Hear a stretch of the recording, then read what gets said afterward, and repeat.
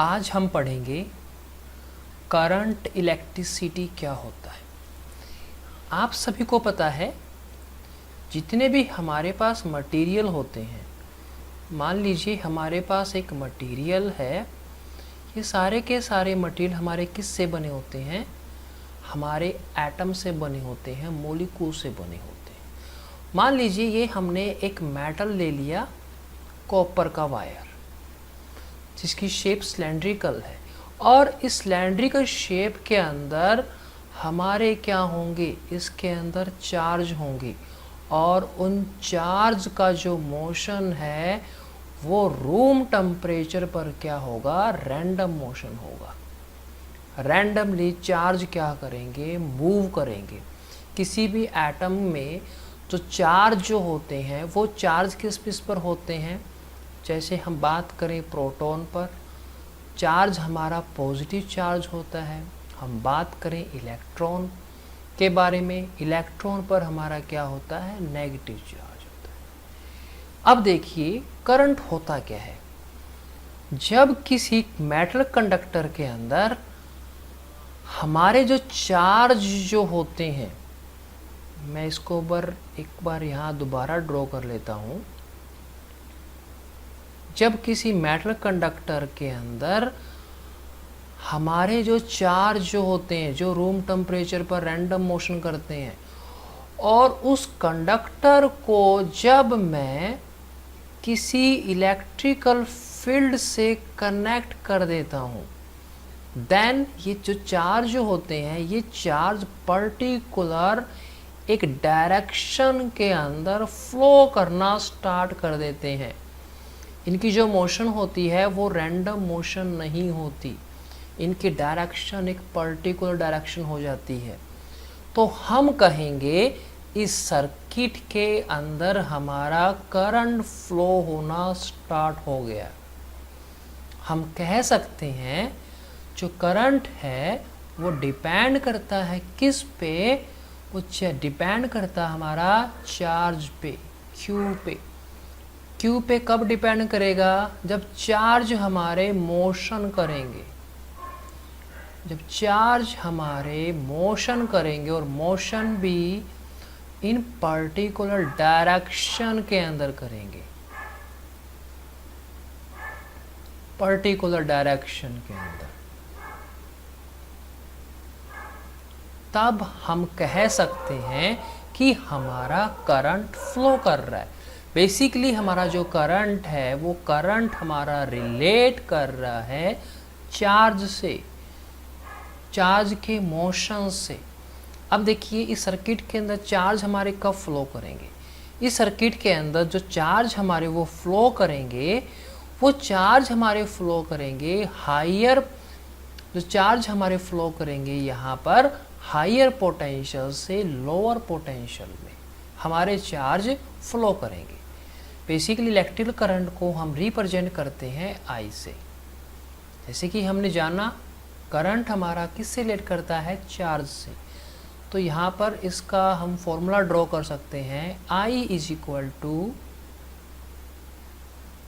Total charge, total charge flowing किसी भी conductor के अंदर टोटल कितने चार्ज होते हैं वो फ्लो करते हैं, और कितने टाइम में फ्लो करते हैं? Time taken. करंट के केसेस के अंदर टाइम जो होता है, जो टी होता है, इसकी बहुत ज़्यादा इम्पोर्टेंस होती है। कितने टाइम के अंदर चार्ज हमारे फ्लो करते हैं, इसी के बिहाफ पे हम डिसाइड करते हैं कि हमारा कितना अमाउंट ऑफ करंट फ्लो कर रहा है किसी सर्किट के अंदर। हम यहाँ पे लिख सकते हैं इसे I is equal to, charge को हम रिप्रेजेंट करते हैं Q से और टाइम को रिप्रेजेंट करते हैं T से। तो हम लिख सकते हैं I is equal to Q divide में T। मान लीजिए एक स्मॉल चार्ज हमारा फ्लो कर रहा है, स्मॉल चार्ज हमारा फ्लो कर रहा है, जिसको मैं लिख लेता हूँ DQ इन स्मॉल टाइम के अंदर। इन स्मॉल टाइम, बहुत बहुत कम टाइम के अंदर, जिसको हम लिख लेते हैं डिफरेंशिएशन के फंक्शन में dt। तो दैट टाइम, इतने शॉर्ट ड्यूरेशन टाइम के अंदर जो हमारा करंट फ्लो करेगा, उस करंट को हम बोलेंगे यहाँ पर transient current.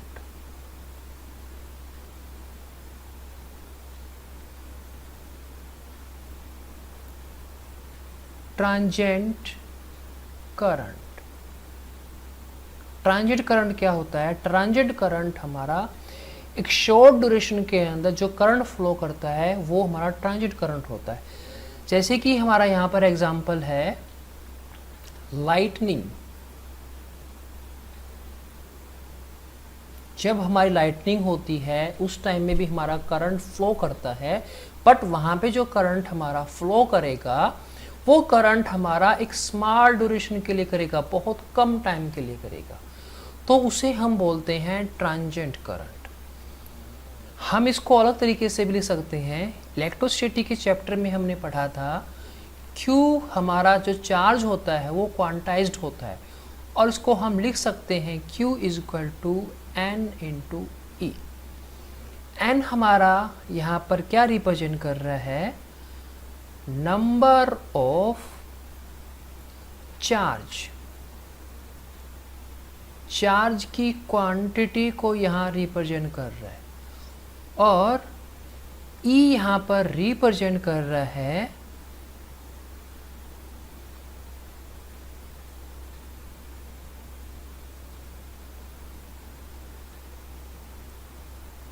Electronic charge,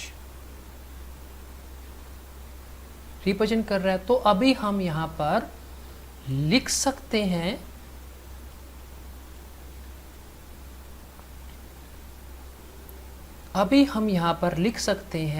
I is equal to, हमें पता है Q is equal to T होता है, और Q की वैल्यू जो होती है अभी हमने फाइंड आउट की, Q को हम लिख सकते हैं N E डिवाइड T। तो ये हमारे पास दो फॉर्मूले आ गए, किसके लिए? करंट के लिए। इनमें से कोई भी एक फॉर्मूले को हम यूज़ करके हम करंट की वैल्यू को फाइंड आउट कर सकते हैं। जो करंट होता है, इस करंट की SI यूनिट, करंट की SI यूनिट होती है ampere,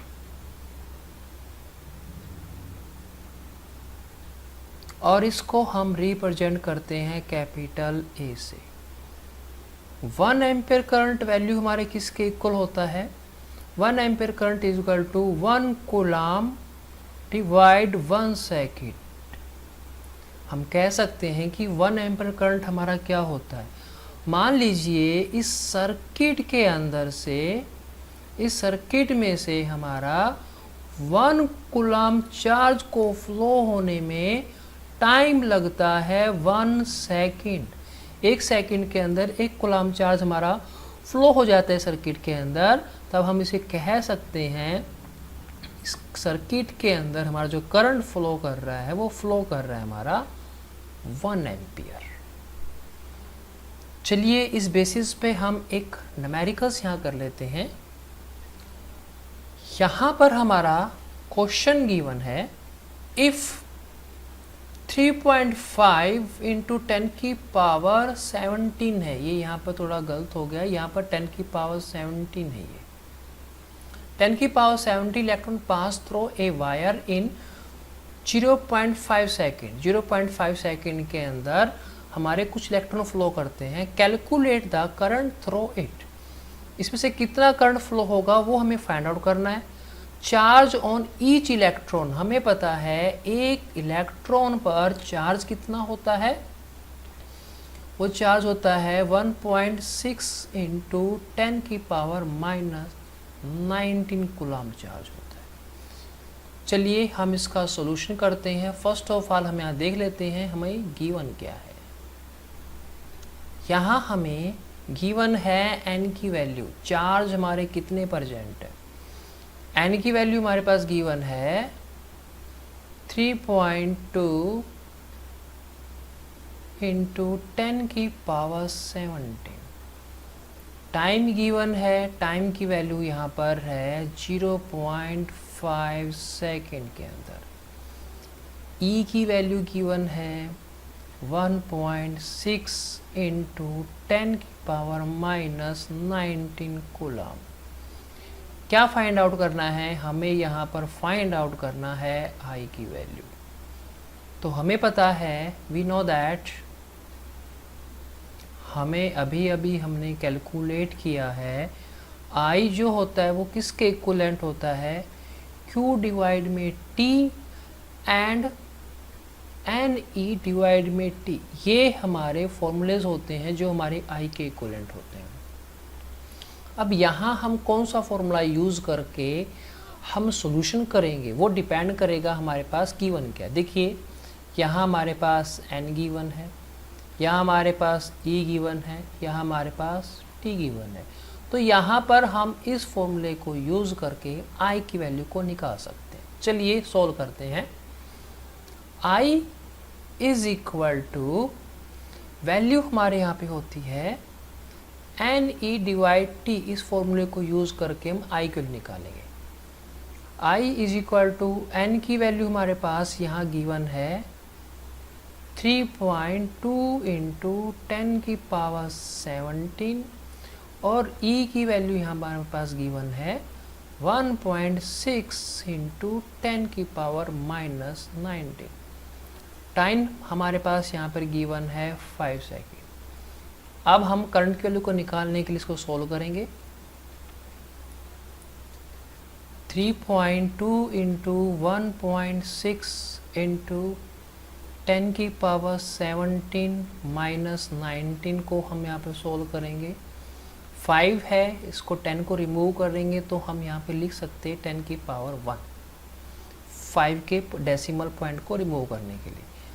I is equal to 3.2 और 1.6 को मल्टीप्लाई करेंगे तो हमारे पास वैल्यू आई है 5.12।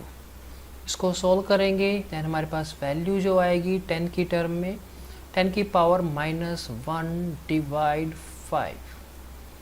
अगेन इसको सॉल्व करते हैं तो हमारे पास I की जो वैल्यू आएगी वो वैल्यू आएगी हमारे पास 5.12 डिवाइड 50 और इसको सॉल्व करेंगे तो हमारे पास वैल्यू आएगी 0.1024 एम्पियर। ये हमारा यहाँ पर आंसर आ जाएगा। तो ऐसे हम करंट की Q/T और current is equal to NE divide T के फॉर्मूले को यूज़ करके किसी भी सर्किट के अंदर हम I की वैल्यू को फाइंड आउट कर सकते हैं। डियर स्टूडेंट्स, आज हम क्लास 12 के चैप्टर नंबर 2 के अंदर इतना ही पढ़ेंगे, just introduction of electricity. Next lecture के अंदर हम इसका नेक्स्ट टॉपिक हम पढ़ेंगे। Dear students, I request to all of you, please like, share and subscribe my this channel. Thank you.